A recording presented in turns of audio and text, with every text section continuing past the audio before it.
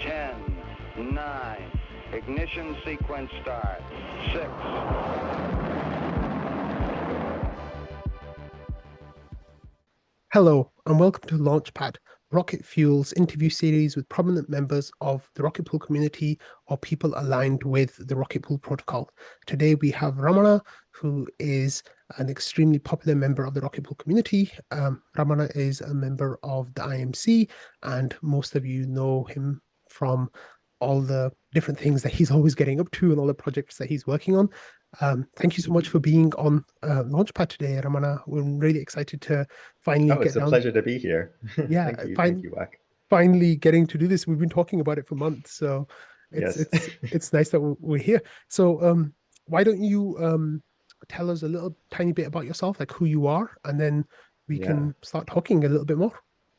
It's also like strange circumstances that we're finally doing this in. I just Yeah. arrived in Perth yesterday from London. Most people know that I live in London, Hmm.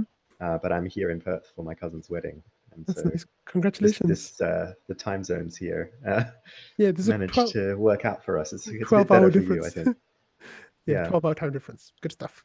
So, why don't So you I tell us a was little bit about who you are, yeah, and I then was born in Perth actually, okay, so this is coming home in a nice. way. Yeah, But I don't. But I grew up in Canberra. I'm from Canberra, Australia. yeah. Um, I don't know. What do you want to what do you want to know about me when you say tell me about yourself? I'm a Like how do you think of yourself as being a member of the Rocket Pool community? Like what how do you kind of like envisage yourself oh in that yeah. community? Well, I in the Discord every day, every waking hour. I think that's the way I think about Yeah. myself as being part of this community.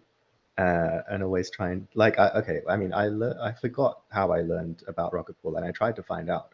I went and looked in Discord to say like, what's my first message here, and it's just me asking some technical question, Mm. and there's like no context. It's just like comes dive straight in. Like, all right, how did I Yeah. find out about this? I don't know. I knew I did have a solo Ethereum validator before I joined Rocket Pool, so I think I must have just been looking for like other things to do with Mm. Ethereum and staking, and Rocket Pool came up somewhere. And I'm just like, Yeah. all right, I'll install Discord. Because I didn't have it before either. Yeah. I'll see what this is about.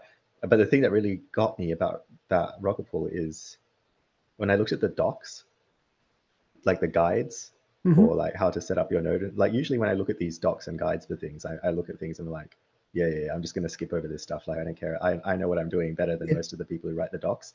But when I looked at the Rocket Pool docs, I was like, wait, okay, they're actually pretty spot on in terms of like technical correctness. But then I learned things that I didn't know about. I was like, oh, like I didn't know how to do the 2FA Google PAM authenticator thing Yeah, nice. Yeah. before. And like, I mean, I just hadn't heard of it before, and then I learned it from these docs, and like, okay, these people are like super legit. They're teaching me stuff. I'm, Nice. that was a very good feeling to see. Like, oh, okay, I'm gonna pay. And then just more and more in the Discord, like if you pay attention to what people say, there's a lot of very knowledgeable people in there. Extremely knowledgeable people. Yeah. So let's take a few Yeah, steps back, right? So you kind of really quickly presented yourself there as someone who's really technically savvy and like really on top yeah. of like Ethereum staking and like, just computer stuff. So how did you get into computers? Like Computer when did guy. that start? Sorry? Yeah, computer guy, I guess. I remember the first programming experience that I had was with a laptop in this old house in Canberra that my dad brought home, which had Windows 95 on it. No, sorry, not 95, Windows 3.1 um, and MS DOS. But Wow. in the Windows, I think in Windows 3.1, they had Quick Basic, which I found somehow. Or maybe it was in DOS. They had, yeah, and I found that somehow. And then you could like, I don't know if it had like an inbuilt online help system or something within the program or something, because there was enough in there to just like figure out to get started and just like write little programs. Like we made this little like lemonade stall game Wow. where where it like randomly it decides the weather for the day, and then like how many people are going to want to buy stuff, and you can like set the price of your lemonade and see how much profit you make. um yeah, so that was like computing, like programming, really early programming stuff. So that was just, I don't know, I was just attracted to that. Yeah. And then I remember also going to the school library and getting like this book it was one of those Sam's, I forget, O'Reilly, one of those like big publishers, Teach Yourself C++ in 21 days. And I was like really into, I don't know why I was looking for that. I used to borrow all kinds of books from the library at school, but I was like really into that one. I was like, whoa, I can't believe they have this. I'm going to just read the whole book. Did you learn it in 21 days? I don't know. I didn't. I remember also like having that book for much longer than 21 days and be like, oh, this is such a slog. I don't want to learn this. Yeah. Or I'm not doing it at the speed that I'm supposed to. I also I don't remember doing very much. I was just reading it. I don't know if I was doing it very much. Anyway, I did make some games in C++. Oh yeah. I made some like more fancy games using the Win32 APIs back Nice. in those days. I tried to make like a clone of, Hugo's House of Horrors, that game where there was something cool about that game, which is that you could just type freeform English into it, and it was like often figure out what you meant. And I didn't know how they did that. I think it was just like a really big canned Library. responses, like Yeah. really big library of canned responses. So I was doing the same thing. I was making like a huge canned library. Anyway, yeah, that was that. The thing that got really into like proper programming was there was a flyer, or like there was something advertised at my school to do a programming competition for the informatics Olympiads. Yeah, so there was this poster at school for like Olympiad, like programming competitions, which I thought looked really interesting.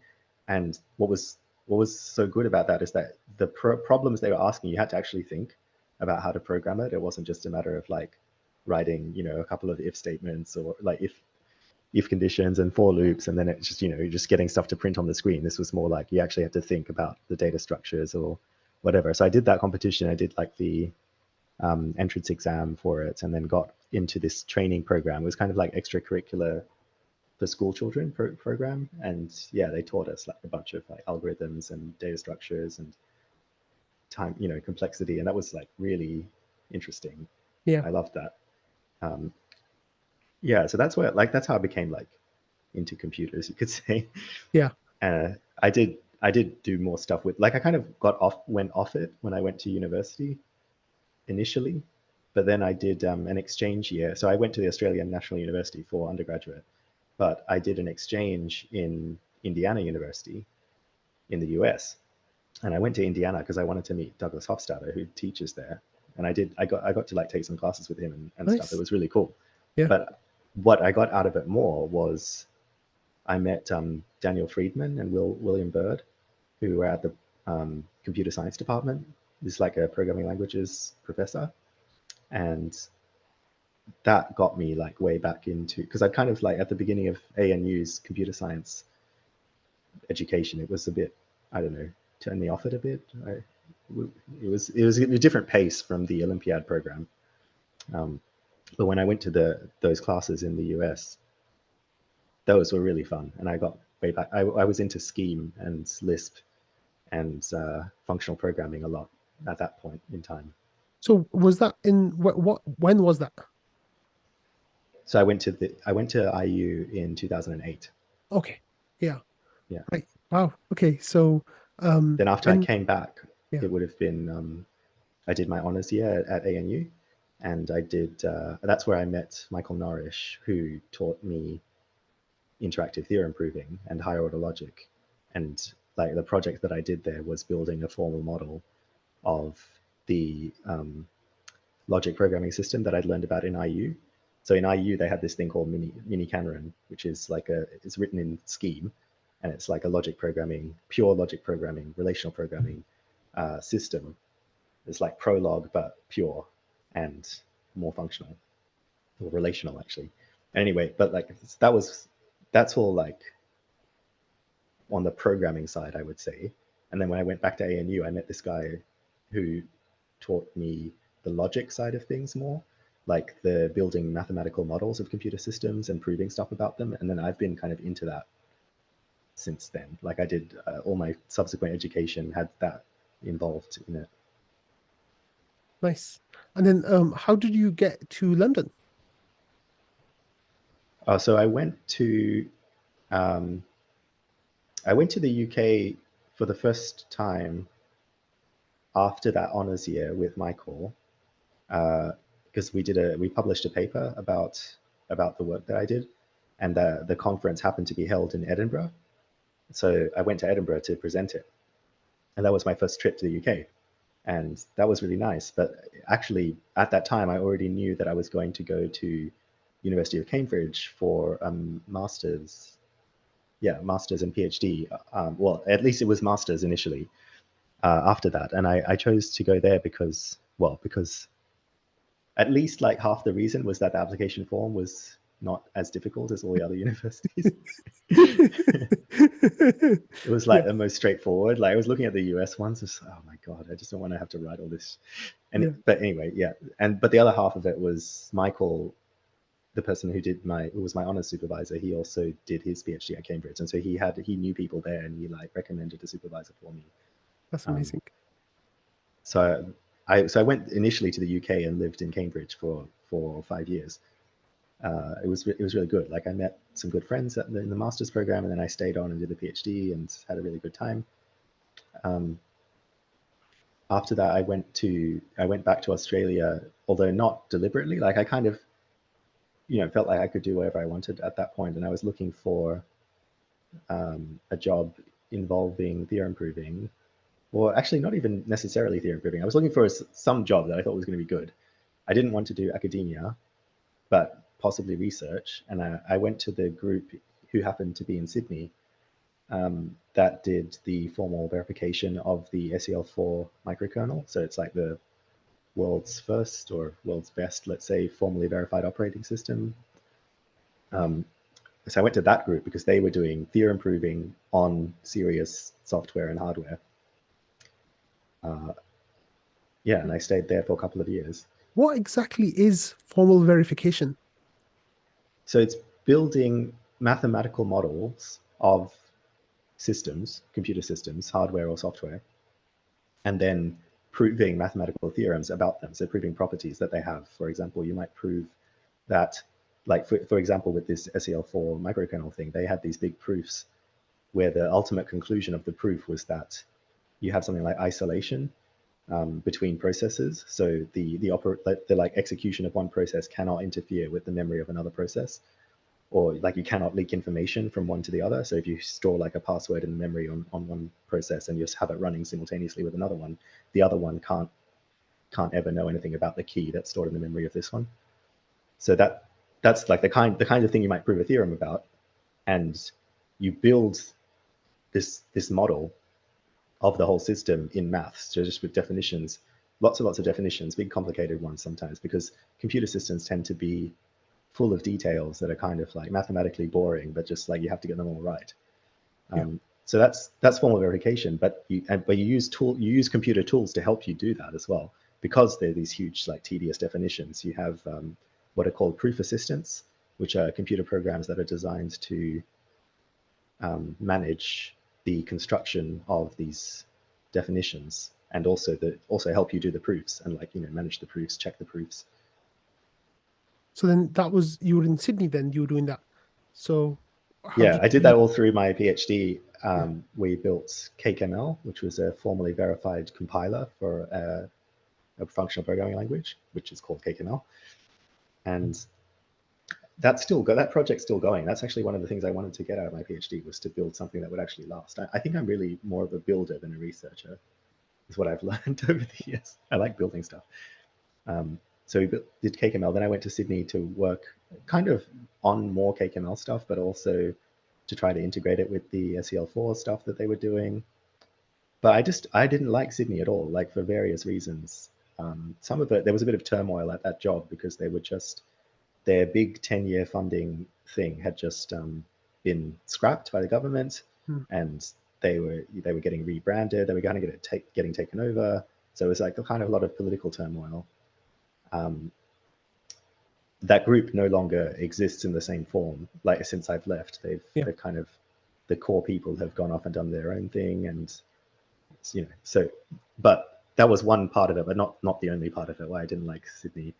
And the reason I ended up in London is like this whole other parallel story, which is that also in 2008, I met one of my good friends, Katya, who introduced me to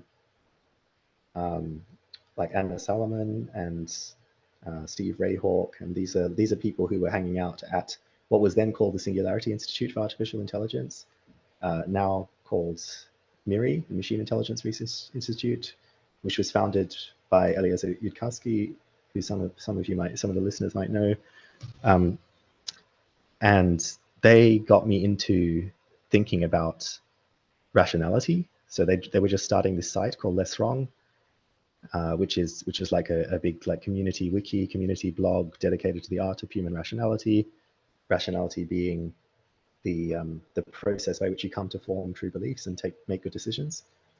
And they also had like the reason that he was setting this up. One of the reasons that he was setting this stuff up is to get people to think better about artificial intelligence, and in particular the existential risks, or like the risks of artificial intelligence, including existential risks, and like be able to do research on that problem without getting pulled in the wrong directions, because it's like it's very hard to think about, and it's very easy to go astray in thinking clearly about the stakes and the like what the actual problems are. So were you actually like an active member in the community and posting and sharing ideas and stuff? I didn't post anything in Less. I mean, I maybe posted some comments or something, but I just read at that point the famous sequences were being written, and they'd just been written maybe, and I was reading those voraciously. They were very good. That was Eliezer's contribution. But then the community itself, I didn't really get more involved or active in until a bit later. But I did host a meetup in Cambridge for Less Wrong. Like that was one of my top posts back in those days, was let's have a meetup, let's get all the people who are reading Less Wrong together and like chat. The reason why I heard about Less Wrong over a decade ago now was when the idea of I think Roscoe's basilisk, kind of like Rocco's basilisk, yeah. Rocco's basilisk, yeah, escaped from Less Wrong forum and just kind of like spread everywhere, and then that was doom for us, I guess. Thanks, guys. But no, that was of course the idea of an AI in the future that would then punish you for not bringing it around earlier and that kind of stuff. Yes. So that really did put Less Wrong on the map, right? Like in terms of really? Yeah, I guess so. Yeah, and yes. It was really it's always funny to see like what things end up, like what impressions people end up getting of the core. Yeah. No, what were you going to say? I was just going to say that yeah, like you said, it's just how things can kind of escape from like a little bubble, and then all of a sudden it's everywhere, and you never know what it's going to be that does that, right? And I think that's something really interesting about that. But okay, so you were like hanging out with all these guys, you were talking to all these people, and then I was reading it more online, reading the Less Wrong stuff, and I was really like thinking, okay, I am into computer stuff. So kind of alongside this is alongside the rationality and the like AIX risk people is the effective altruists. They kind of had a partnership in a way, a lot of overlapping community. And so I was getting into that as well, and thinking, okay, I'm deciding what to do with my life and deciding my career. I would like to have that be informed by effective altruist principles, try to have the greatest, or try to be thoughtful about what I choose to spend my time and money on, given the resources that I have. Being very ambitious about that. And it's so different now, but like back then, AI safety or like AI alignment was very much more fringe than it is now. Mm-hmm. And so it was kind of quite strange to be like trying to do that. But I thought, okay, I want to give that a go, because I'm into computers and I'm into this verification stuff, which is not quite the same. Like I wasn't really into AI. I learned a little bit about it. I always thought it was, I don't know, just like, I still think this. It's all hype. I mean, this, what we have terrible now, like the iterations, like we have even now, even then though as well, like I never, anyway, I'm going to leave my opinions on AI. I might get into them a little bit more later, but I was thinking, okay, I'm going to try, I want to try to get involved with this AI safety stuff to see if I, because, you know, it's also philosophy, it's also decision theory, and it's all kinds of things that I find very interesting. And back then, the Machine Intelligence Research Institute was running workshops with people who were interested in learning about this stuff and interested in contributing to it to try to, you know, spread their ideas or like, you know, find the people who are going to be good at doing it. And I managed to get into one of their workshops, which was great. That was really the catalyst that led to this whole parallel track of career development for me. So I went to one of their workshops during my PhD and, you know, met some of my heroes, met Eliezer, met my future colleague, Jan Leica, and met I had a collaborator who was a researcher at MIRI for a little while, Benya, and we continued working after the workshop together on some projects. Basically, I was trying to use my knowledge of formal verification and higher order logic to do something relevant to the Agent Foundation's work that MIRI was doing. And so, yeah, we had a few projects after that, and we got it funded by the Future of Life Institute to work on it. And as a result of that, I got to go to this conference, Beneficial AGI conference, where that was really the thing that set it off. I went to that conference and I met all these people. I met a bunch of DeepMind people like, you know, Demis Hassabis and Shane Legg, like the co-founders. And I met Toby Ord, who's very closely affiliated with both DeepMind and Effective Altruism. He co-founded Effective Altruism, you could say. And so, yeah, there was like tons of very influential people. So I was at this conference, Beneficial AGI, and I met all these wonderful people. And it was really out of that DeepMind was then starting their AGI safety team. They call it Technical AGI Safety. They had Jan and Vika and Pedro and maybe Laurent. They had like 3 or 4 people only. And they were trying to grow the team. And I was just there at the right place, right time at this conference. Someone who was looking to, you know, get into AI safety had started a project already. And so that was it. So I mean, they knew that I had this job in Sydney, and I think they didn't know that I wasn't happy in Sydney, but maybe, you know, it didn't matter to them either way. But for me, it was like such a blessing because I was really stuck not knowing what I was doing in Sydney. And then there was this moment where like suddenly a bunch of things changed. I also went to a Center for Applied Rationality workshop where some things changed there too, because it was all around the same time when DeepMind reached out and said like, hey, you should apply to this. We're starting this AGI safety thing. You might be interested in that. You've been working on it before. Come to our interviews. And I did. I was so nervous. I was like, I have no idea what I'm doing.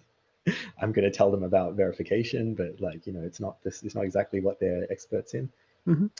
But they liked it. They liked it enough, and they said, yeah, come and join us. And so that they took me to London, took me back to the UK, where I actually had more friends in the UK than I did in Sydney. Yeah. Just because I'd made them during university.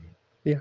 So let's actually take a bigger step here, like not back necessarily, but sideways. So you keep saying, you know, AGI safety, AGI alignment. Like, what exactly is AGI safety or AGI alignment? And I can see your T-shirt as well, which says "Just don't build AGI." Just don't build AGI. So I think it might My be. friend made these T-shirts. It might be a good time to talk a little bit about what is AGI and what some of the positives or negatives of it might be. Yeah. So AGI stands for Artificial General Intelligence. It is this name that has been given to this idea that it's a very old idea, but it's come around in many different forms. It's the idea of taking whatever it is that makes us intelligent or makes creatures, things on Earth intelligent, and finding enough understanding of how that works in order to be able to build it, automate it, scale it up, like just you know, make more of it. And what does intelligent mean here? The thing that we're really focusing on is the ability to solve problems or the ability to get things done in the world. So take effective action, achieve goals, or bring about a desired outcome. So there's this view with the AI people or the AGI people, let's say, is that the primary thing, or like one of the primary ways of looking about how things come about in the world, is that the forces that are kind of like making things happen, one of the important ones is this notion of intelligence or cognitive power, or like ability to get things done. You could say maybe there's some other big forces, like, there's thermodynamics, and there's entropy, and there's just energy. This is like physical things that are shaping the way that things go. But you can also look at it, and maybe complementarily, you can look at it as like there's this ability for some things in the world to seem to be able to push things around in a way that is very precise and very deliberate. All right. So AGI and AI, or AGI, is the idea of like trying to understand that well enough to build it and control it and make more of it and kind of direct it, and using computers as, or computer hardware, computer software as the medium in which to build that stuff. There's been many approaches to doing it. Like, people have thought about like programming it up from scratch, like understanding the algorithms of intelligence and just writing them and then running them. The most popular and successful methods to date have been what's called machine learning, especially machine learning with deep neural networks, which is where you use these algorithms called neural networks, which are loosely modeled on the way the brain is structured. But they basically work by what's called learning, which is you take data. So they're statistical modeling tools is what they are. They take like a big data source, which embodies the statistics of some real world phenomenon, and then you build a model of that data source using these error-driven algorithms, these learning algorithms, which basically they like try to run the neural network to see what it does, see what its error is, and make a small correction in the direction against the error to try to make it more accurate against the data source, and then just like do that lots and lots and lots, pour in tons of data, tons of compute, very large models, very large neural networks, and then what you get out is just this like apparently magical, like amazing things can happen when you pour enough compute into it, and that's what we're seeing today with AI. So for people who might But not this is know, but this is just the current direction. Like yeah. the overall goal here. There's many things you can do with AI, but the overall goal that people are trying to do is like get this cognitive power, ability to get things done in the world. So for people who might not know what like a neural network is, machine learning is, can you give an example of one of these like outputs that like really caught the public imagination? I know that there's a bunch of, Yeah, sure. yeah. So Yeah, so probably like one of the early big ones was ImageNet was one of these. Well, that's kind of what put deep learning on the map. Was an image recognition model. So that was given an image, which is like pixels, 2D grid of pixels. You feed that into a neural network, and it will output a label saying what is in that image, or like what is the main thing in there. So it's like, is it a dog? Is it a cat? Is it a car? Is it a boat? Is it a tree? So there was both this gigantic data source of labeled images, and then this way of processing that data to build a model of the world, or at least of images, that is able to accurately output what's in an image. So that's one example. And then there's other things like this voice recognition, voice production, text to voice, translation, captioning of images. Lately, there's these generative models that are very popular for producing images from prompts. So kind of doing like the opposite of the image captioning thing. You kind of like take the caption first and produce an image that matches that caption. We've also got the chatbots. So these are language models. So they're based on building a big statistical model of all of the language that people have collected in these giant data sets from the internet or from the web, and other sources, books, whatever, newspapers, and use that. So you build the statistical model, and then you just run it in generative mode, and it generates another sample of language. And you can make that contextual, so you can condition the model and say, like, suppose that we had all this language, what would come next? And people have been playing around with like, well, you can kind of turn that into a conversation bot. You can turn that into a question answering system. You can turn that into, something that's going to find in its gigantic data set, it's going to find the most relevant information and summarize it for you, because language is so flexible. So that's what we're looking at today, as far as what are neural networks doing? What are they powering? The risks. Why do I have this shirt on? We don't know how they work, the neural networks. And it's not just about neural networks. I think we also don't know how intelligence works well enough to build something that is directed towards a goal that is actually well understood or like desired.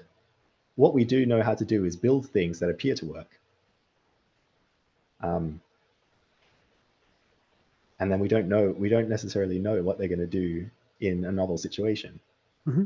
We have experiments. We have people like on my former team trying to figure that stuff out, or like trying to build frameworks in which we can think about this to have a better understanding of it. But the original idea for the risk was that intelligence is in fact very powerful, potentially powerful. And if you don't know what you're directing it towards, and you don't really like understand that deeply, you can end up very easily in a situation where you've built something that is very good at achieving some goal, but you don't know what goal it's going for. And you very quickly lose the ability to tell, because as part of trying to achieve its goal, it doesn't want you to be an obstacle in the way. So it's going to do what, it's going to end up finding solutions in the space of like all the actions it can take to achieve its goal that involve either incapacitating you or confusing you, or like, making you believe that everything is fine. Even if its goal doesn't match like what you would consider to be good. And this is true even if it knows, in a sense, what you think is good. It just like, it doesn't have to care about it. Like you can know that someone wants something and still work. You can use that to your advantage. You can know like, oh, they want this, so they're going to go for that. But I can block them here. But when it's too late for them to do anything about it. So that kind of strategic reasoning that we're effectively going for, like when we try to make better and better decision-making systems, better and better chatbots, and like things that are able to show off their intelligence and be very impressive, we're also optimizing, inevitably we're optimizing for this ability to get things done effectively, which includes ability to manipulate, persuade, deceive, work around, incapacitate people. Or destroy. And destroy. That's what I mean. One way to incapacitate is just like get rid of us. Yep. And to do so very effectively, to anticipate all of the ways that we might try to protect against this and thwart them in ways that we wouldn't understand or wouldn't see coming. And I think the capabilities that we're developing have far outstripped our understanding of how it is they do these things, and what we would need to build, and what order, like what we would need to be able to see and demonstrate to have a good grip, to know that what we're building is safe. And that disparity is just, it's way out of control from my perspective. Like it's reckless, which is why I have a t-shirt like this. I would say like, no, you got to stop, like stop pushing the capabilities until we have a better understanding of what's going on. Just stop it. We might never have an understanding. Do you think that's a fair statement, or we might never?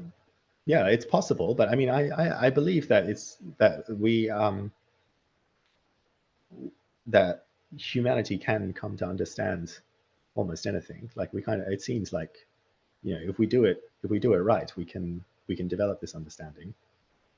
Maybe there's some reason why it's beyond us forever, but I wouldn't believe that just without having a very strong argument for it. Sure. But the problem is more incentives and maybe lack of understanding of the risks. Yeah, there's a bit of lack of understanding of the risks, although that's been getting better over the years. But now it's more an incentives issue. So you can see the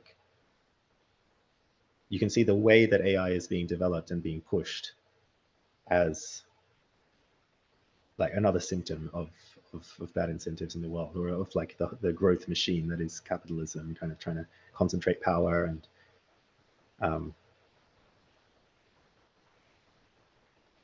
what's the word for it? Like you gotta, even if you know that you're on you're in a situation where everyone's going to die at the end, you're still incentivized locally to just kind of get ahead of the competition and like throw them under the bus, or like that kind of stuff is playing out as well. So it's very, very unfortunate. Okay, So so I was working, I was motivated to work on that team and in that area to try to stop some of this stuff. Actually, more on the technical side. Initially, it was more of like a hopeful mission of we're going to figure out how to understand intelligence well enough that we can build something safe and know that we're building something safe. So when And did then it you? kind of changed over the years. Yeah, when did you So start go ahead. working? When did you start working there?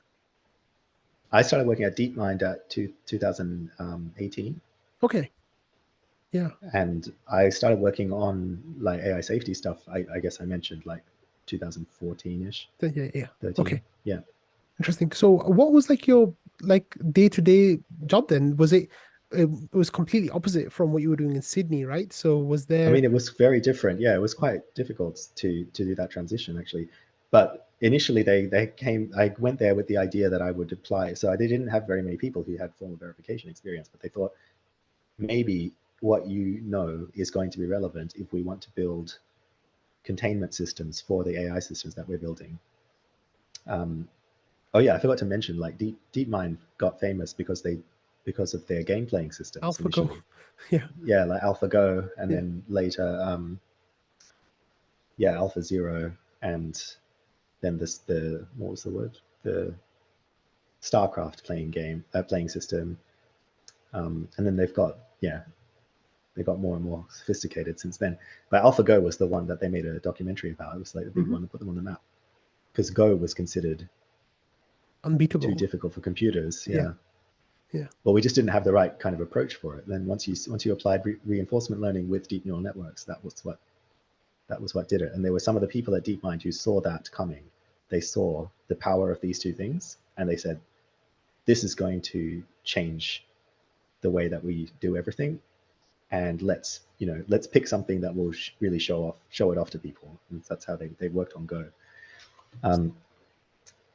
But yeah, so it was very different because I didn't really have that much experience or interest in neural networks or machine learning. And I still I think a part of it is that as a theorem proving person and a programming languages person, I'm very interested in like full understanding and correct specifications and like having correctness all the way down. And this statistical machine learning approach is just totally opposite of that. It's all results driven. You're kind of like eschew understanding because understanding slows you down. You just want to push the results. So how was it for you, like as on a personal level, when there'd be some kind of breakthrough, in AI development and you'd see it and like, there would like be a leap, right? Like from what was possible before. Would you celebrate that or would that fill you with dread? Like what kind of feelings did you feel about that? Yeah, I mean, it was a little. I didn't really have strong feelings either way, but I wouldn't say I was celebrating. Yeah. But I was also not alone. Like there are people at DeepMind, and there were the organization tried to incorporate this safety culture and this safety mindset, and this, there were people on my team who were being very measured about this and thinking, okay, this is good. Maybe we can use some of this power to try to help with safety, but also this is like we need to also just politically just slow it down, and try to convince more and more people that what they're doing is too risky.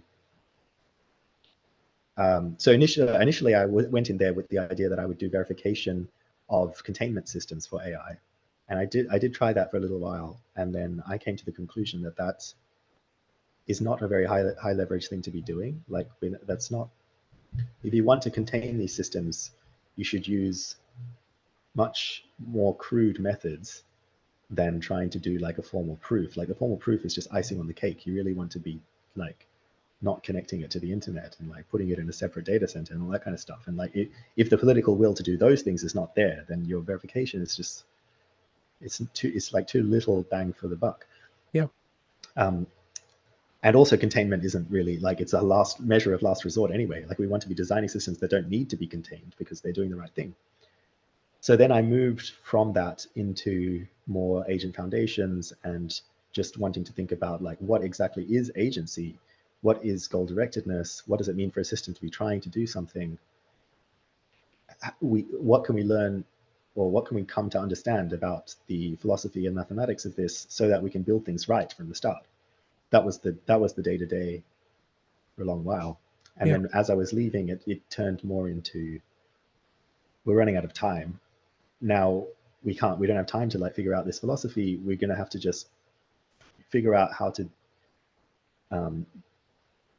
mitigate the worst effects and learn how to quickly recognize the dangers of large ML systems, using ML, using whatever we know, and use some of that to also push for regulation and push for agreements to slow down. Like we kind of want to build the technical capacity to solve a political problem. Yeah. So you said, you kind of hinted at like leaving DeepMind, then like what kind of, when did you leave, and what was the situation that kind of made you want to leave? Yeah, so my last day at DeepMind was this year, July 28th or something, like quite recently. But I had been thinking of leaving for at least a year, maybe even 2 years. And it was not really, it was like a lot of it was just personal reasons. Like I was burned out. Well, that was the main thing. I was burned out. And I was burned out in part because of the enormity of this problem and getting worse over the years. But also just personally not always feeling like a bit incompetent, or like I didn't have the AI interest, didn't have the AI expertise, was trying to do something very against the grain of the whole company. It was like in line with my team members to some extent, but that also changed as they got a bit more, like everyone started feeling like, okay, we have to just like jump on board in alignment with the way the world is going. Yeah, so it was, I guess the reason is burnout, and I wanted to work much less. I just don't, I mean, researchers are very prone to burnout, I think, because we're always in this state of like extremely high uncertainty, very low feedback. You can't like the impacts that you're going for potentially decades out. You don't see them, no immediate. Yeah. So, and I'm really a builder. Yeah. I want to build things. Yeah. Yeah. So let's well, I guess that's taken us to July this year, right? So let's now take a few steps back and talk about like Ramana as a person in the crypto world. Yes. So how did you hear about crypto? When did you hear about crypto? Like when did that start? It's a tough one to answer. I feel like it's relatively recent for me. I knew about Ethereum and Bitcoin for a long time, like since early 2010s. But I never managed to figure it out to the point of really getting into it until much more recently. And it was very confusing. Like I think the educational material has got so much better recently as well. Like you could just be like, you'd go look for Bitcoin and then you'd find Bitcoin Cash, and then you'd read what they say, and you're like, oh, I've missed the boat, or like, I should be going on this thing, but it's all a scam, right? Like you have to really have your wits about you, and you really have to find people that you can trust, and to know, to not make big mistakes with this stuff. Yeah, but I guess, so there's a little bit about like how I really got into Ethereum, which I want to leave a little bit mysterious, a bit of a, that's fine, a bit of a mystery. But what I can say is that I got a bit of a kick, I got a bit of a push into Ethereum in the form of a gift of some ether. Okay. And then I was like, okay, what do I do with this now? And then I was looking at it. And then that was also, luckily, it was at the time when the educational material was a bit more there. So you could read things and it would make sense. and you could kind of be directed onto the right track. And then, as I was saying before, once I found that Rocket Pool Discord and the Rocket Pool docs, then I was really like on the golden track, you know. Like now you can talk to people and they know what's up, they know the industry, they know the ecosystem, they're technically competent, and they can you know, you can run anything by them and they'll tell you the right way to go. Yeah. And it's been like a wonderful journey of discovery, just like figuring out all the technical details of how Ethereum works. Oh, I guess I also have a friend from Cambridge who's an Ethereum researcher. Nice. And I started talking to him more once I got into Ethereum too. Yeah. And so earlier on you mentioned that you were solo staking. Like what was that experience like? Like, how did you come about solo staking? It was, you know, I was looking for things to do with the ether. Yeah. And this seemed like a great thing to be doing. Like, it's supportive of the network. It's a way to make a little bit of yield. It's a way to learn more about, you know, like if you run your own validators and stuff, it's a way to learn like what's going on, learn about the clients. So that was super appealing from the beginning to someone like me, because I love running infrastructure. Like, I've been running my own server since I was a teenager. Yeah. And I love running that stuff. And this is like, oh, you can get paid to run this stuff. I did a little bit of Ethereum mining as well, back when mining was a thing. Yeah. And that was also cool. I mean, I didn't like, mining is so unprofitable. It was at that point. I was taking at least a little bit more of carrot. Yeah. So yeah, I got into it just by like reading the Launchpad Ethereum.org docs. Yeah, doing some trial runs, testing it all out, playing with the clients. And do you think that stuff is just the fun Rocket Pool community was like the first crypto community that you really became part of? Yeah, as far as like real community goes, Yeah. definitely Rocket Pool is my home. Yeah, that's really cool. So, one of the things that you're really known for in the community is just like building stuff, right? Like, you've done a whole lot, and we're going to be talking about that next. But, what made you do that? Like, was there you just like actually, yeah, you tell me. Like, what made you want to start spending time working on Rocket Pool stuff? Whenever I get into something, I do feel like I want to be a part of it and give back. And like, the shirt, I didn't bring this shirt with me. It says "Free Software, Free Society" from the Free Software Foundation. Is one of my favorite shirts. Or, you know, I really got into that ethos and idea. Like, I had a bit of it when I was a teenager already, I think. Like, I built a website when I was a teenager which was just expressing some of these ideas. Like, we should have free and open knowledge. You should be like sharing our infrastructure. I was trying to do like Wi-Fi mesh networks in Canberra, and, you know, built like a collaborative story writing site with some of my friends. So I had that ethos for a while, but then when I was in university, in postgrad, I read some of Richard Stallman's essays about the philosophy of free software and where it came from, and like the principles and what's up with that. And I was like, I really got into it, and I still quite hold on to some of that, and it's become more. As I grow older and learn more about politics, it's kind of like solidified a little more. It was also like one of the difficulties of working at Google is that they do a lot of free software, but of course they call it open source. They don't care about freedom, but they also do a lot of proprietary stuff, and you kind of just have to, like, you encounter a lot more percentage of people who are just into that, or like just don't want to hear anything about community or about public goods, or like they already have a bit of an allergic reaction to it because of where they have to be ideologically. Mm-hmm. So it's very refreshing to be in a community where there's a lot more tolerance and interest in social good and public good, and building free stuff. Why was I talking about this? Why are we talking about We're talking about freedom and free software?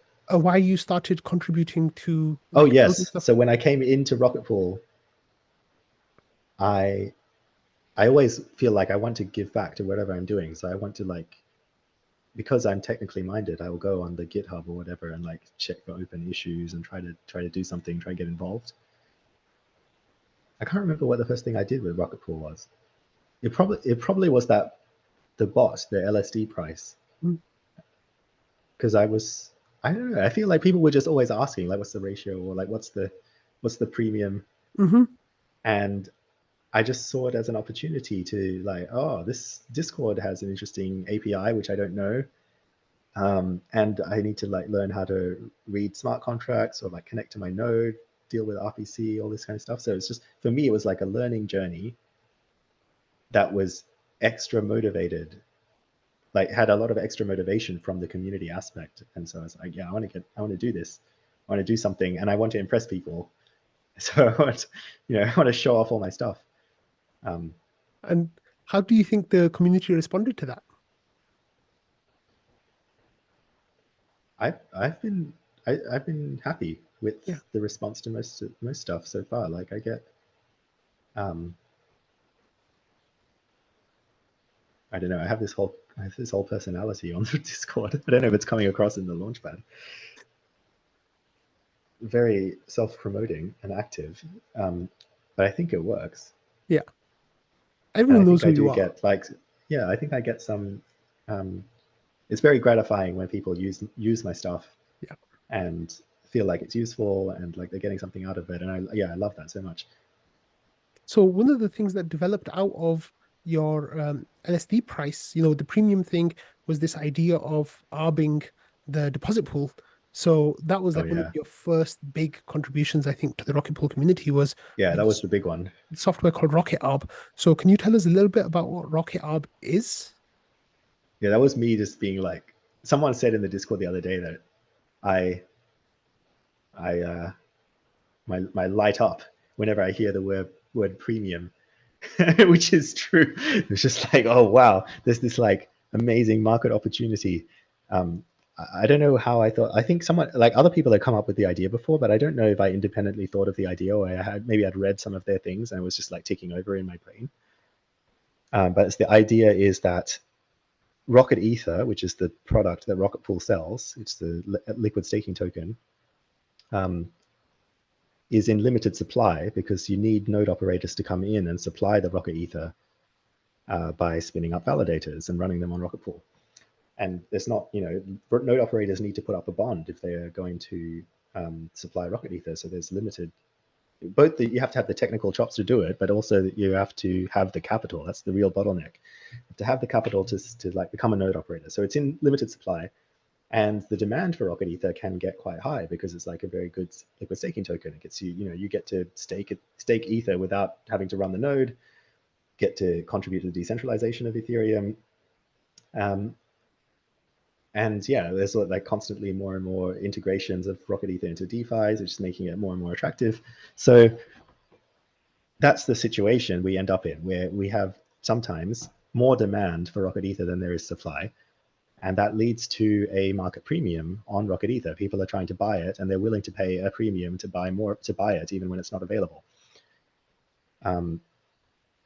So that translates into an incentive for people to create more nodes and supply more Rocket Ether. And we can turn that. So that's what's going on in the background. Yeah.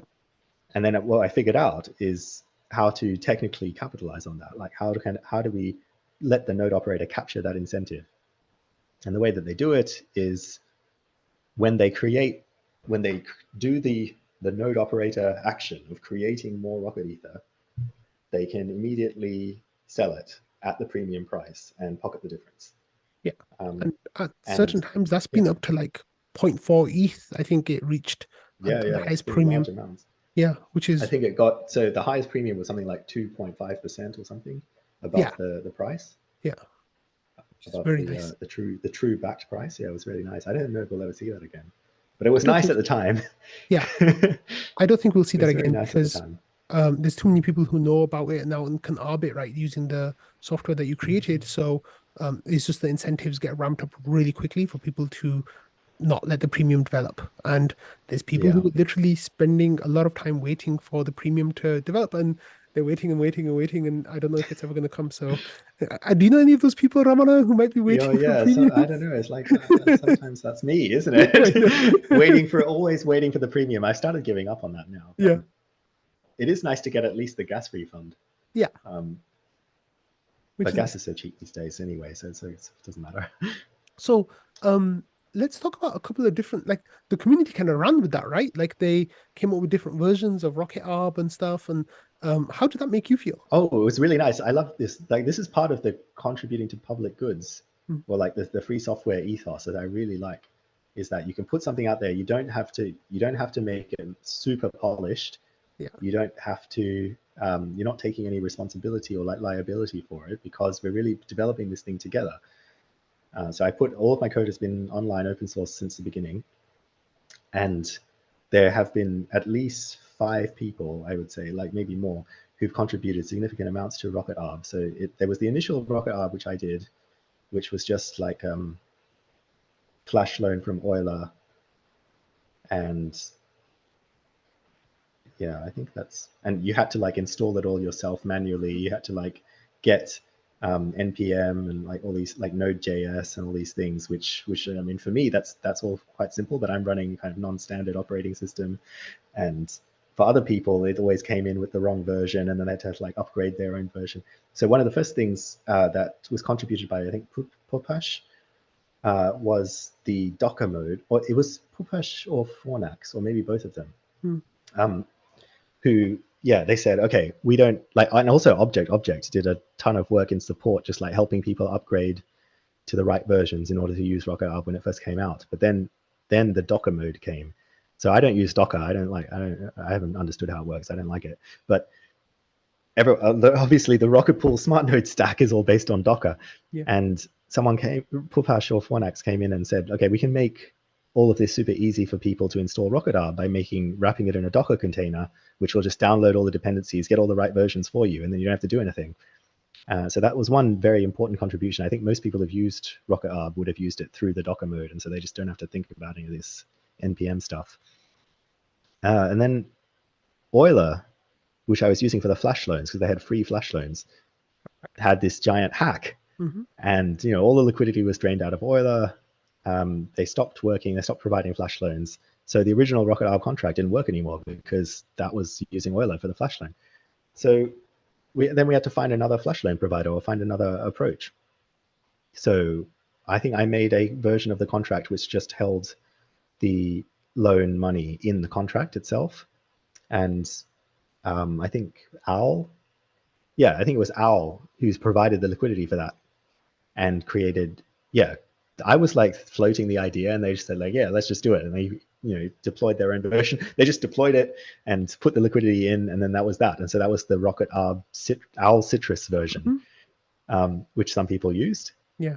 And then Letters, I think it was, who wrote another version of the contract which skips the. So I was usually using 1inch, I think, to do the swaps, and Letters wrote a version that uses Uniswap. So you just directly calls the Uniswap pool to do the swap. And for that reason, you don't need to have a 1inch API key. And also you don't need to do any flash loan, because Uniswap has this thing called flash swaps. So it kind of builds the loan into the swap. And then, it's another approach of doing it. Nice.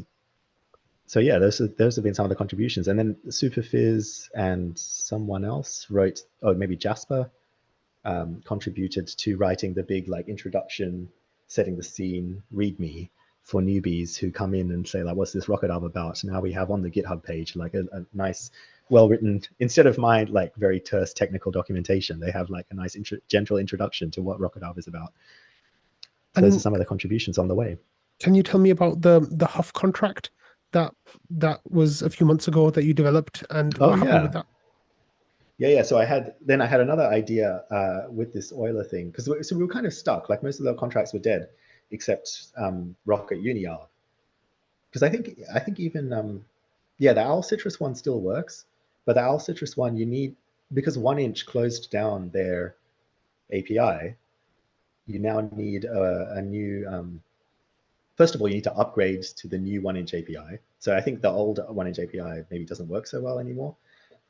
And the Owl Citrus contract relies on that. So it would need to be deployed again for the new 1inch API. But with the new 1inch API, you need to have an API key, and it's all rate limited, and it's like very hard to use. So really the only thing that people can use is the Rocket UniArb, that Letters wrote at the moment. And so I was thinking, this is not a great situation, because like you want to be able to use more than just Uniswap. You want to like use a DEX aggregator and get a better rate potentially, and also save on the gas. So I was learning about Huff. So Huff is this smart contract programming language that's basically, there's no language. Like it's just, you write the EVM opcodes directly. It's very close to the metal, very like opcode, like assembly code writing. And it's really cool. I learned a lot about the EVM by learning Huff. And I was, I like building stuff. I was thinking, I just want to build this contract. So I was thinking, what does the Rocket Arb contract need to do? It just has to do this swap. And I can do it in the style of the Owl Citrus contract. It can just hold the liquidity itself and get in, it can get in like an arbitrary 1-inch like routing data to do like an efficient route and get a good deal. And I can do it all in Huff so we can save some gas. And so I wrote this Huff version of the Rocket Arb contract that was designed to replace the Owl Citrus. And I was going to put my own Rocket Ether in there as, the other thing is that the Owl Citrus contract holds Ether as the capital in there, but I thought you could hold Rocket Ether in there, and then the liquidity provider is at least still earning their staking rewards while it's stuck there in the contract. Yeah. And then I thought, I'm happy to do that. I'll put my Rocket Ether in there as the loan, as the capital used for the loan. And so I got that running. I deployed it. I deployed it, and then we ran it a few times. So I think it was used maybe like 20, 30 times. It was pretty nice. I think it was, the gas savings weren't like phenomenal, but they were okay. It was sometimes better than the Uniswap contract, sometimes worse. But the Rocket Ether being in the contract was nice, as opposed to Ether.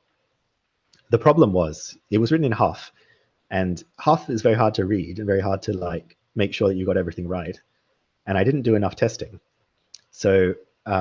And I didn't verify it or anything. I basically just like I deployed it and then deployed it again. And eventually I thought I had a version which was working good enough. And I tried it. I did a little bit of testing, but I didn't do like very thorough testing. And then, I put my own capital in because I thought, this is my thing. I'm happy to risk it. Yeah. Unfortunately, that risk turned out to be a very real risk. So what had happened was someone figured out how to exploit that contract and drain the capital from it. And the way they exploited it was, as far as I understand, this is what happened.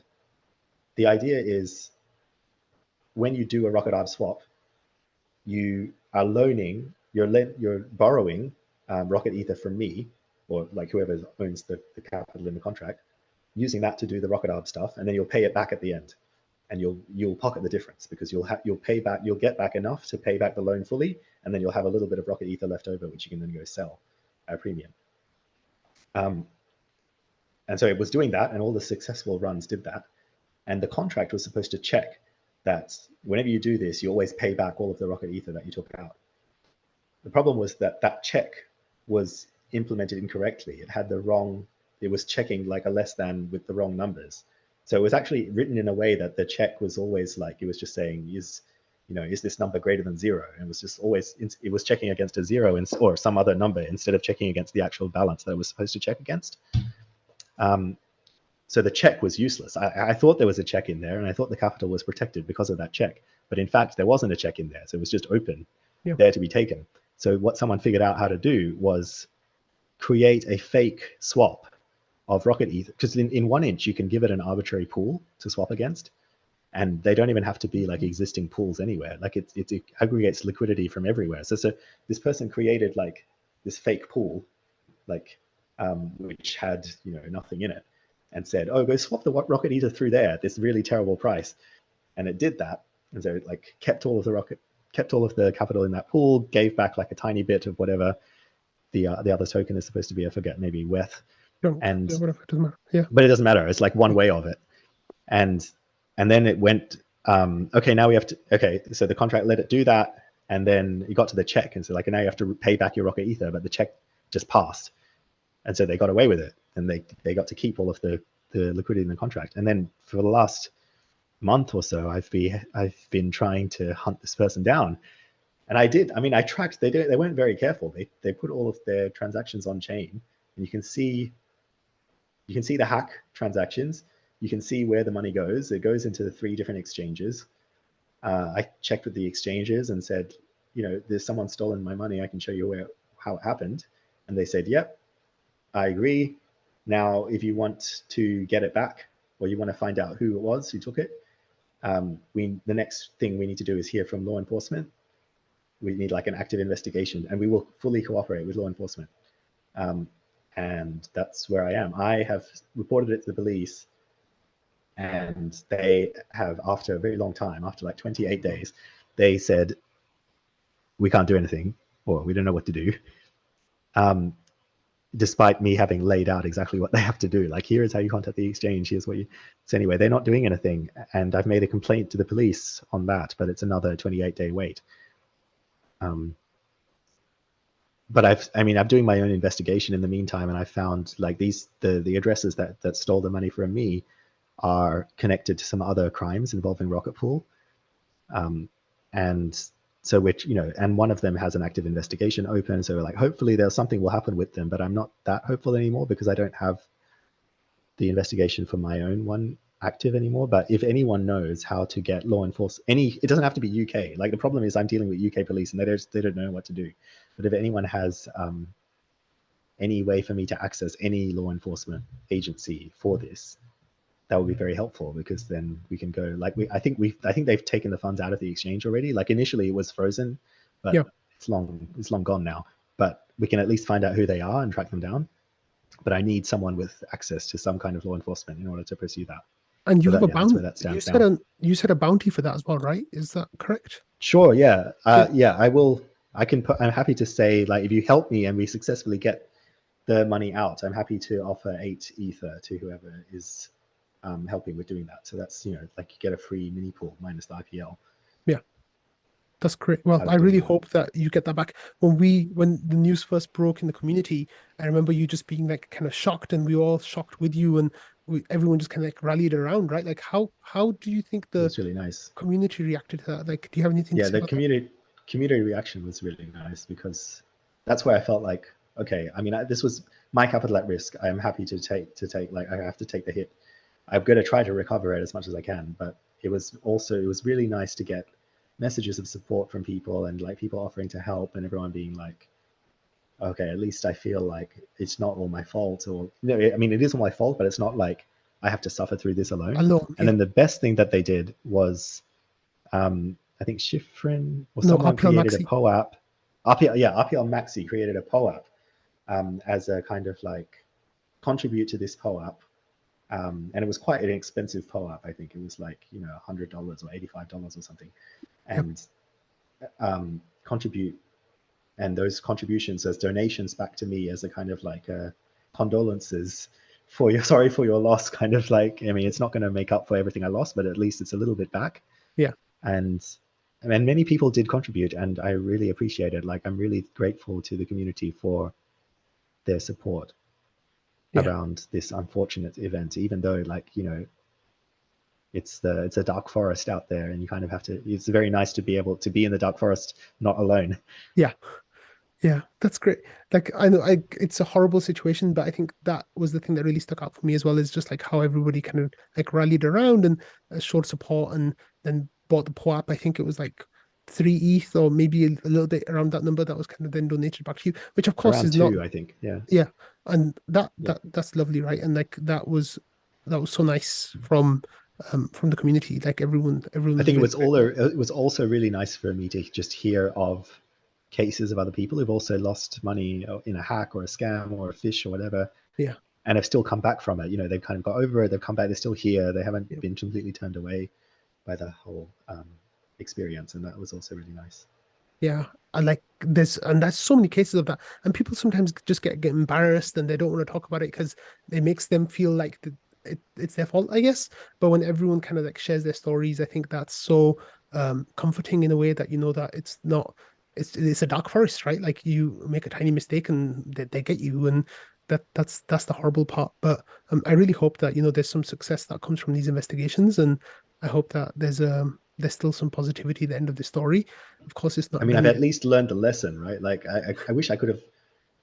It was too expensive for that lesson. I could have learned it cheaper, but I did, have learned something. Yeah, yeah, Not to be so reckless, but yeah, I do also want to bring those thieves to justice if possible. absolutely, absolutely. Okay, you and I actually have, I want to say like a relationship, right? That goes back quite a few months now. Yes. Maybe we can talk to our viewers and listeners about how that kind of came about and what happened there. So why don't you tell the story, Ramana, about what happened there? Oh, well, the way I remember it is that you just put an open call into trading, the Discord channel. It was actually a little bit before Say, that because there was Marco and Patricio, right? Like, why oh, didn't you you start what? there? Yeah, what? Yeah, Okay, yeah, Marco and Patricio. Yeah, so Marco and Patricio is one of these original whales, RPL whales, who bought the ICO for RPL and has more RPL than anyone knows what to do with. And he's also like the founder of POAP. So he's like a big, original gangster Ethereum. He's a great guy. I've met him like very briefly. I don't really know him, yeah. but yeah, he has tons of RPL. And there was another guy, Marco, who I don't know at all, who's an ETH whale, who doesn't really want to have that much RPL exposure, is my understanding, but he still Mhm. wants to run Rocket Pool mini pools. He still wants to stake with Rocket Pool. So they figured out, or they had the idea that we could join forces. One of us has the Ether, one of us has the RPL, but we can run a node together. Shouldn't we be able to run a node together? That was the question, and they figured out that we could do this if we just make sure that the rewards go to the right places at the end. Then one of you will get the RPL rewards, one of you will get the Ether rewards, and if we do this with a smart contract, then we don't have to trust each other to share the rewards at the end. We can kind of just like have it all on chain, seeing what's going to happen. Yeah. So they had what's called this marriage with contract, which is a withdrawal address contract that you put as your Rocket Pool withdrawal address, because the Rocket Pool withdrawal address is the Ethereum account where all of the rewards are going to end up. All of the staked principal plus all of the rewards, eventually they're always they're in the custody of that withdrawal account. So if you put a smart contract there, it can then do stuff with those rewards. It can split them. So they have a very simple contract which splits the rewards back to the original ETH holder and RPL holder. Mm-hmm. Do you have Yeah, another that's when I perspective on came that in. story? That's when I came in, right? I was like, if those guys can do it, why can't I do it? But we so call them, you have all this RPL as well. You're one of yeah, these like mini RPL whales. like a shrimp. Well, it's a dolphin, isn't it? We call it a dolphin Dolphin marriage. contract, yeah, dolphin shrimp Dolphin marriage. contract. Yeah. But Crab, shrimp, dolphin marriage. yeah, something like that. So then I was like, oh, I've got all this RPL and it's just sat there doing nothing and I want to stake it. And so I put the message in Discord saying, hey, these guys have a marriage. I want to get married. Who wants to get married to me? And then that's where you. Yeah, who has some spare Ether? Yeah. Anytime someone puts in like one of these messages in trading, I'm always like, as soon as someone suggests anything, I always just say yes first and then like try to figure out how to do it afterwards. So I said yes, obviously. I'm like, yes, let me do it. I'll find a way to make it happen. Yeah. So what happened? And then I had to go find some Ether for this as well. Yeah. Anyway, that's a different story. Yeah. All of my transactions are on chain. You can go check them out. But yeah, so then I thought, okay, yeah, we can do this. And also, like, I love building things. I want to get more smart contract experience. Let me write the smart contract that's going to be our withdrawal address. And that lets me also think through, like, how's it going to work and make sure I trust it because I wrote it myself. And so, yeah, I wrote this dolphin marriage contract to split our RPL and Ether rewards. And yeah, we first made the deal, like, what is it going to be? What are you going to provide? What are you going to need? Who's going to be the voting delegate? Who's going to run the node? What are the fees? And we put the contract together, and then we got some of the community members to have a look at the contract just to make sure, like, we ran it, deployed it on Gurley testnet, did a test node to make sure that was working correctly, made sure that you knew how to use it through the Etherscan contract interface, like, because we didn't want to write a front end for this. You're just going to we'll just call the contract directly with Etherscan. made sure that all worked, got some feedback from the community, especially Noshua, I think, was Mhm. helping us. Noshua helped us. Just check that it all works okay. And then we wanted to make the node special as well, because this was just around the time that Rocket Pool was registering. It was in like the 1990s of how many nodes had been registered, and we thought, okay, this is the time. We can go try to grab that 2000th node spot. And so we bought the ENS name rpl2k.eth, rpl2000, and got that ENS name for the node. And then I was just sitting there. This was around New Year's, I think. I was sitting there on the registrations, waiting for the 2000 node to come around, and like getting ready to like press the enter, high gas fee, make sure to get that registration. Yeah. Node number 2000. I think it's node index 1999 because Mhm. it's zero indexed, Mhm. but it's the 2000 node. Yeah. Okay, so then we've been married for longer Mhm. than we expected, because initially the idea was, hey, we'll be married for a few months and then I'll find out something else like to do with my RPL or something, and it's just been Yeah. working so well so far. So it's like we just carried on with it, which is great. But that wasn't the end of marriages for you, right? Like what came after that?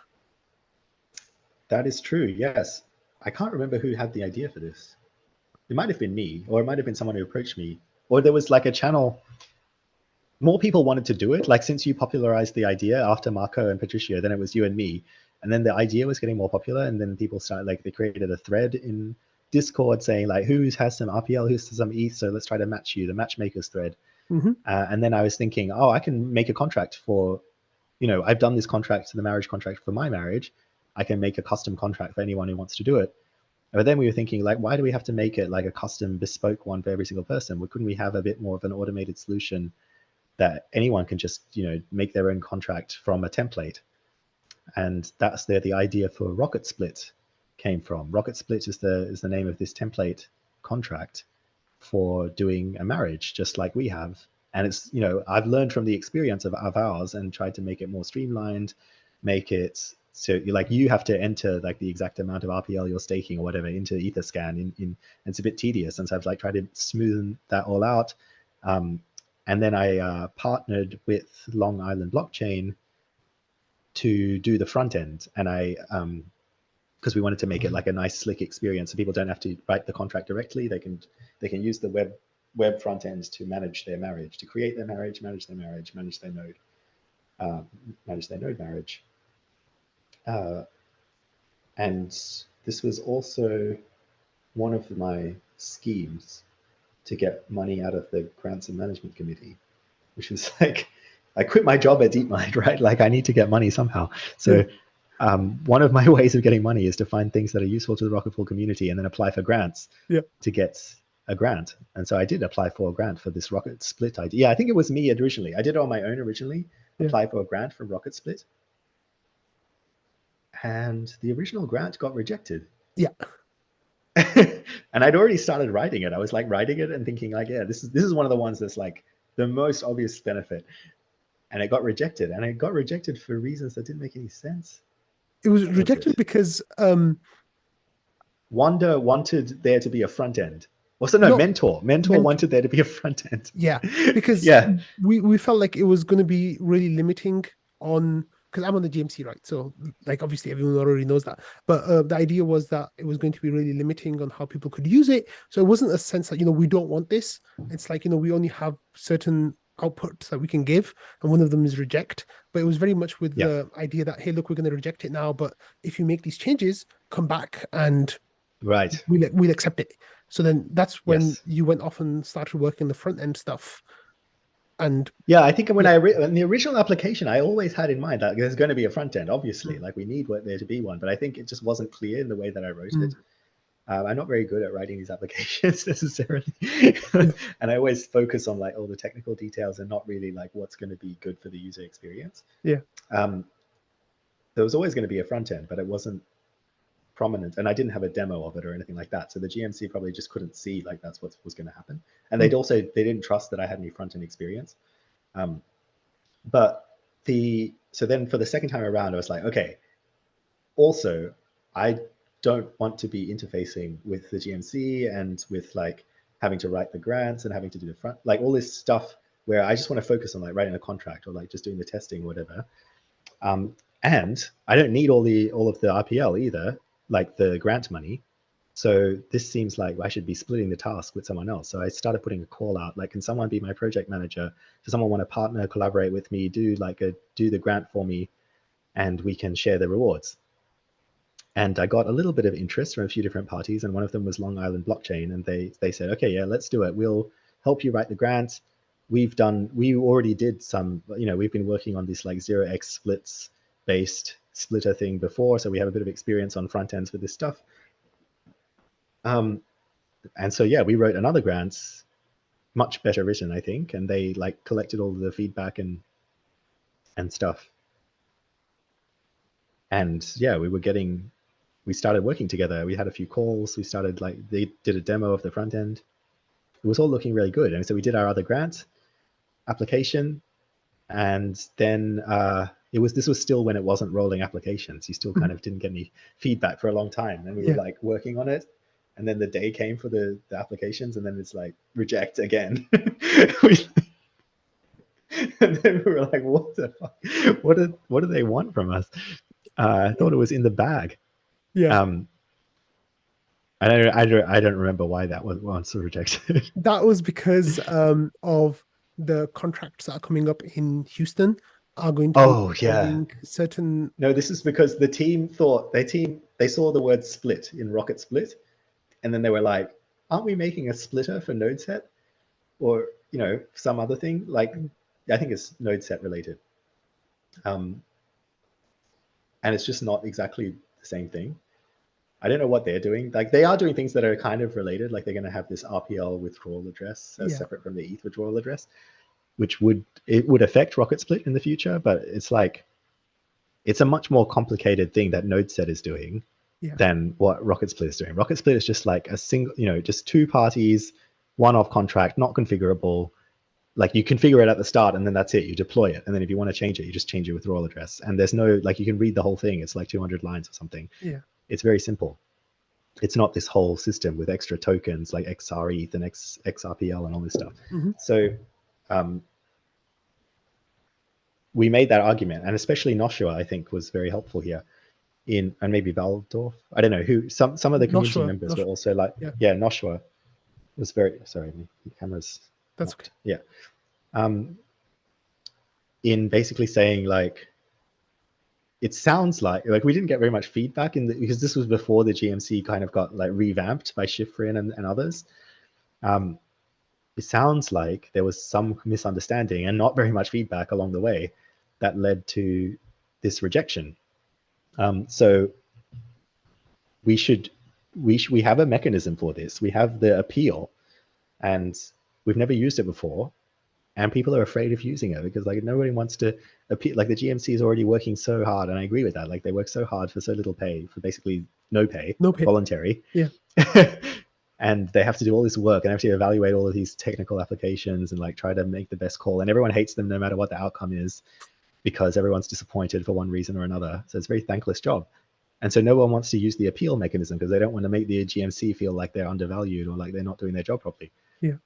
But we have the appeal system for a reason. Like, this is, if there's going to be any case where it's this case where we use the appeal, is when there's a misunderstanding and like they didn't fund the right thing, or funded the wrong thing. Yeah. So like, I didn't want to write the RPit for the appeal. I was like, yeah, we should do this, but like, who's going to put the effort into it? So Noshua did it. Noshua wrote it. Noshua wrote it. Yeah. Noshua put the effort in. Yeah. And I'm very grateful to Noshua for doing that, because it actually worked. Mm-hmm. We did the RPit, we did a vote, and the community came out pretty, I don't think it was very controversial. It was like pretty unanimously in favor of funding Rocket Split once it came to light what had actually gone on. Yeah. Which is that people actually do want this thing. There was just a bit of confusion about what it was about, and a thought that maybe it was conflicting with something the team was already doing, but it was actually incorrect. So yeah. Great. So happy ending in the end. We haven't got paid out yet because we haven't finished yet, but we're like, we should finish like very soon, this week, next week. That's so exciting. And of course, this was the first and only appeal so far. So that's kind Yes, of notoriety good there. So, precedent. yeah, absolutely. I I was one of the people as well who's like strongly encouraging you to appeal, and then I obviously voted in favor of overturning our own decision. So Yeah, I really appreciate that. Thank yeah, you. I think I spent some time talking to GMC members as well, just telling them about how valuable like the marriage contract is and Rocket Split is, because I was doing it myself, like it was hugely valuable. So yeah, I'm really glad that that worked out in the end. And that's like it's really cool. Like you got these really nice little stories that Yeah. yeah, like are kind of unique, in our community, and I think that that's really great that that's worked out. So where do we stand with that now? Like you said it's going to be launched soon. Yeah, the contract dev, I mean, we tried to make it a bit smoother by reducing the need for the node operator to do more trusted things. Like usually the node operator would need to do things like claim the rewards or distribute the mini pool balances or all this kind of node operation stuff. Hmm. And we wanted Rocket Split to be able to do more of that itself, like just do it from the withdrawal address from the front end so that you don't have to have the node operator doing this stuff. You can just the people that actually own the marriage can do it. Yeah. So I think we're still, I think I've implemented it. The contract is pretty much implemented now, and we're just making sure that the front end is up to date with the latest version of the contract and works properly, and then writing a few more tests. Nice. And then I think maybe they wanted to get basically I'm like, as I said, I want a program manager, so I'm leaving it to Long Island Blockchain to manage it Yeah. for me. Yes. They do. So they have the latest. They did like a meeting with Schifrin to figure out. Oh yeah, we asked the GMC like, okay, we're about ready now. What do we need to actually make good on the grant deliverables? Yeah. Awesome. Okay, let's talk about some other ways that you're involved in the Rocket Pool community then. One of them is, of course, the IMC, which is a branch of the PDAO, the Incentives Management Committee, like the GMC, which is the Grants Management Committee that I'm on, the IMC, you're a member of the IMC. So can you tell us a Yeah. little bit about what is the IMC and like what is their job? Yeah, the Incentives Management Committee is a group of people who sign on behalf of the IMC SAFE, which is it's a multi-sig account that receives PDAO money. So there's an IMC budget allocation from the PDAO treasury to the IMC, and their mandate is to spend that money in ways that promote Rocket Ether and promote especially liquidity in DeFi for Rocket Ether, so that we drive growth and adoption of Rocket Ether in the Ethereum ecosystem. And I think we're soon going to amend the mandate to also include RPL there, so that we have like all of Rocket Pool's tokens getting liquidity incentives. So the job of the IMC is to spend that money well. So that includes like curating applications from various projects who want to do like an incentives program, who want to like start like a Rocket Ether pool, Uniswap pool or balancer pool or like some other protocol pool that has some incentives for liquidity in there to kind of kickstart their protocol or kickstart the liquidity, and other programs. Yeah, I think a lot of it we do with like Hidden Hand and like Gamma or these kinds of protocols that do these highly capital efficient incentives. Or Pancake Swap was another one. Yeah, so our job is basically to know DeFi, know where to spend to get good liquidity, and spend accordingly. So what made you want to become a member of the IMC? So the IMC has like several members, like maybe it's 9 people 9 or members, something. yeah. Like yeah, 9 members. They have some expertise there already in DeFi and in how it all works and like building the partnerships and the relationships that you need with these other protocols. Because that's not me. I don't really know that. Like I use some of these protocols, but I don't really understand how they all work, and I don't know all the people. And I don't want to invest too much in understanding that stuff, just because it's not the thing that like motivates me. It's good to know a little bit, obviously, because I put my money there as well. But because they have 9 members, so some of them are more like in-depth understanding of how this stuff works, and some of them are more just there to like be the signers on the multisig and make sure we are doing what we say we're doing. We are not signing off on transactions that have any errors in them. We're not sending things to the wrong place or at the wrong time. So every time that we need to do a spend, it's like a 6 out of 9 safe. So we need to get 6 people to check the transactions, check out all the details of it. And sometimes they're quite involved because we have to figure out like, how do you send money into this protocol in the right way? What data do you have to give? Like, what's the protocol hash? And sometimes if it's on an L2, like you have to bridge the tokens and then like do it on an L2, and that's been quite difficult. I think there's one of them where we still haven't figured it out, and we're just doing it as we'll send the money to Valdorf on the L2, and then Valdorf will spend it on the L2. That's our current approach, because we couldn't get the bridge to work from the safe. Yeah. But yeah, so my main job there is to check transactions and sign them. Yeah. And that's what I said in my application. I said, like, I enjoy signing transactions. I enjoy checking their data. So like, I'll fill out the team of 9. But the other thing that I did was I noticed that Valdorf was maintaining this spreadsheet where it was just like ad hoc checking. How are we doing? Like the IMC needs to know that we're fulfilling our mandate. We need to know that we're actually making a difference to Rocket Ether's liquidity. And how do you do that? Well, we need to check, like, what is the liquidity? How does it respond to the incentives that we're giving? And so he was just like going in and going to the 1inch or Unis or CalSwap interface and just typing in the numbers, like how much Rocket Ether do you have to buy with Ether to cause a 1% price slippage? And that's, ballpark, like how much liquidity is there? And he'd just go in and like, when he felt like it, or like every week or so, have a check and put down a data point in this spreadsheet. And that was what we were using as our only source, or one of the main sources of information about how well we were doing. And I thought, oh, that's actually, like, you don't have to do it like that. We can like more automate this.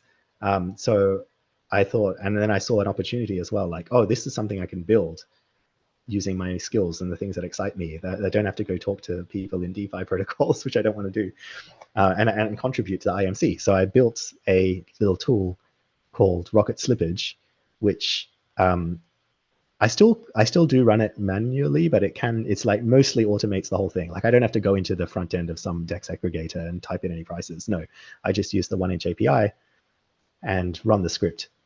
And I just have it, on my laptop set to automatically run every so often. So now it's much more frequent. So I run it like twice a day and check what's the 1% slippage for Rocket Ether on mainnet, on Arbitrum, on Optimism. And then I also started doing it for RPL so that we have some data for RPL as we start doing RPL incentives. And I made a little front end for that as well. So if you go to xrchz.net/IMC, it has a graph which shows all the data that we've got so far on 1% slippage for Rocket Ether over the last several months. And you can see the graph of like how it goes up and down. Yeah.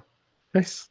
That's really cool. And I know that Valdorf thought so highly of that project that he actually applied for a grant on your behalf, right? Oh yeah, that was so nice. Yeah. Wonderful. Got a little bit of recognition and reward for having made this thing, because it saves Valdorf time, and also like it's useful. Like other people are looking at it now too. Like Noshua looks at it, who's also on the IMC, I believe. Yeah. So I got a retroactive grant. Another good use of the GMC's employment of community members to help the protocol. Absolutely. So I know that, like, for people who don't know just how much you're building, there's so many other things that you're working on at the moment. There's like MEV theft, tree gen implementation, rocket proof, and smart contract verification stuff. You're working on Lidont, which I really love, and rocket front or staking pond, and all sorts of other things as well. Like, how do you find the time to do all this stuff? Like, what's going on there? Well, there's more on the list than there are things that I actually have delivered. That's one of the tricks, is to just say I'm doing all this stuff, so it looks like I'm doing a lot of stuff. Also, I really, I'm very excited. It's been more than a year. It's been like 2 years now, maybe, that I've been in Rocket Pool. and it still feels fresh and exciting, and like I'm still getting so much out of doing stuff here. Yeah. And the more I learn about Ethereum, the more I want to get more involved, understand how it's working. Like this is the layer 2 stuff now to learn. And there's the coming hard forks of Ethereum where there's like some EVM changes that are going to be interesting to learn about as well. Yeah. So I have like a lot of intrinsic motivation when it comes to building smart contract stuff or building Ethereum stuff, Ethereum infrastructure. One of the things I built, I think it was on your list, like I built this Texas Hold'em decentralized poker application. that was like a huge project. Yeah. And it never got used. It's just sitting there because like I don't know, there's not enough interest rate. Like, but I think someone, maybe Annie Soptera, asked, or no, I was asking, like, I was playing poker at the time. I was like, I want to play poker on Ethereum. I love Ethereum. I love poker. And Annie expressed some interest as well. I said like, oh, that would be really cool, but I think nobody's done it. And nobody has done it properly. Like I've done it properly now, but nobody had done it properly. I think you need to like build a really flashy front end around it, and then just kind of make a Twitter account where people keep asking you when token, and then I know. Lot of usage. But that's all the stuff I just don't want to do at all. Like it's there, the code is there. Is there. If someone wants to take me up on it, sure. I mean, it's not, there is also like an issue with incentives there in that the pricing isn't quite right. Like you'd have to do it on maybe do it on Scroll. You'd have to do it on like a cheap L2 that's EVM equivalent. Yeah. And then it could work, I think. Yeah. But you have to, like, it's a bit of a niche area. Like you have to care enough about decentralization and also want to play poker. Yeah, I get that. But the point of me bringing it up is that was like, if you look at the impact, there's like no impact, right? Nobody used it. I had like 1 or 2 test games with Steely. But for my own learning, that was immensely valuable because that was my first smart contract project that involved multiple contracts in the same project. Like the marriage contract in Rocket Arb is just like a one file simple contract, whereas this Texas Hold'em thing, Hodlum it's called, Hodlum, Hodlum.in, that I ran into the smart contract size limit. So on Ethereum, there's only a limited amount of code that you can put into a smart contract, and I was running over that limit. So I'm like, oh, I have to break this up into multiple contracts, and then I have to think about like how to modularize it and like which things should be holding the storage for which other things. And so that was, and I also got really to learn the testing infrastructure for the tool chain that I use. So I use Viper and Ape, and they have like automated testing using PyTest. And I had to I have some quite good tests for Hodlum because also I wasn't very sure that I was implementing the rules correctly. So I wanted the tests to like run a few test games and make sure that it works.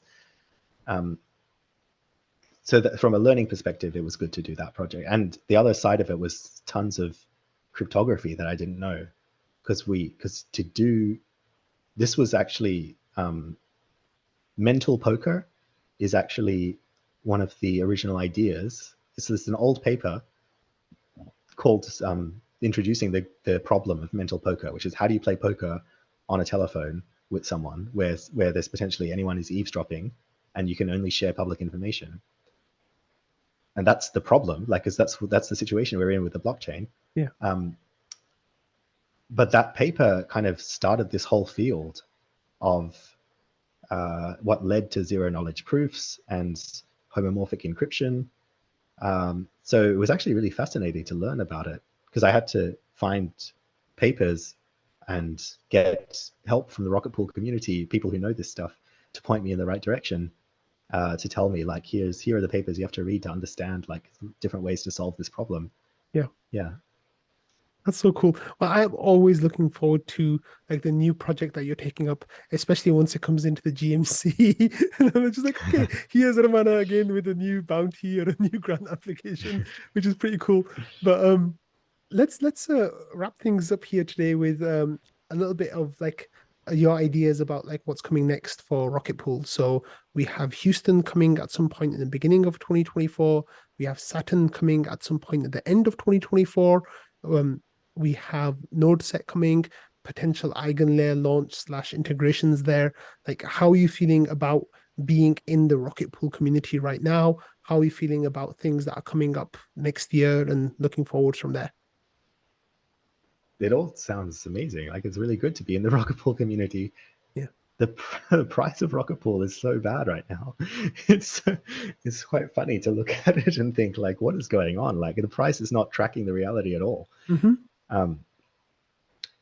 Yeah, I had a little buy party a couple of weeks ago to try to like acquire some more RPL, and we might have to do another one because I think it's time to get some more. Yeah. But yeah, with regard to the things coming up, um,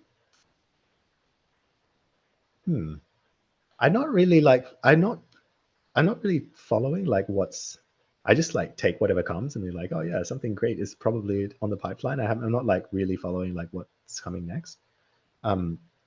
I do know that there are a couple of things which I would want to like. The team did like a call out for roadmap prioritization stuff, Mm-hmm. which I did participate in a little bit, but really maybe not enough because I know there are some things that seem quite important that maybe are not being prioritized enough. So one of them is the universal variable commission.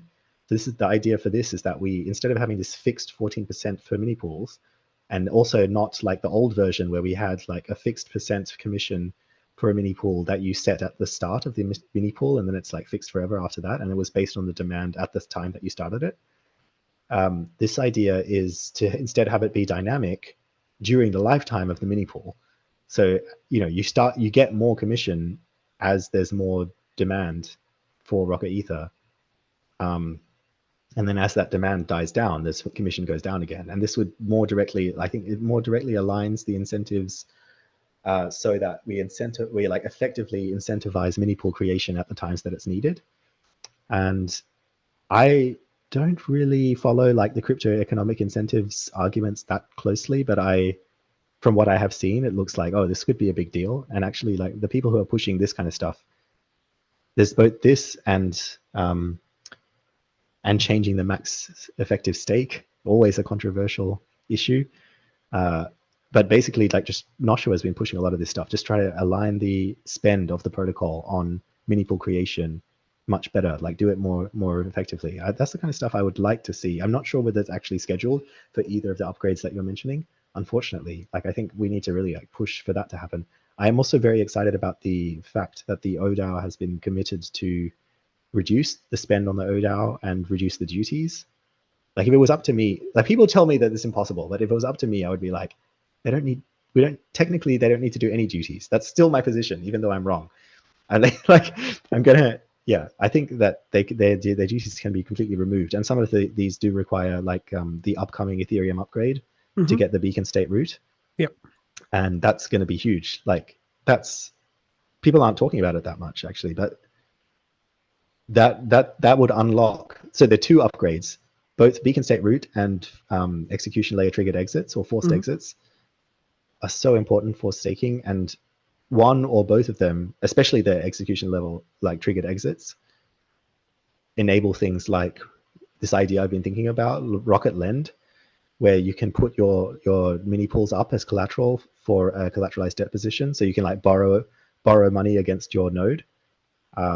Which I'm sure so many people would want to do that. Like that capital is locked, and then they want to use it for something, and they're not in the position of the Rocket Ether holders who can just, they have a liquid token they can do whatever they want with. But the node operators could also get that. And technically, to do that securely, we do need something like, we can maybe get away with the beacon state routes to do like a partial version, but to do like the full proper version, forced exits will let you do it, because then that's what enables you to liquidate the loan if it goes bad.